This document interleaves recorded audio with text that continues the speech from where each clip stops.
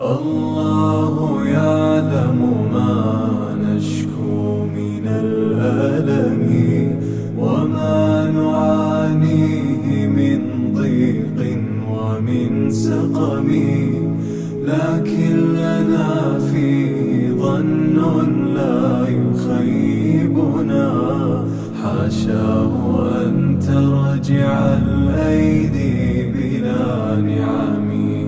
كم جاد من فضله قبل السؤال، وكم أعطى وأغنى بمحض الجود والكرم.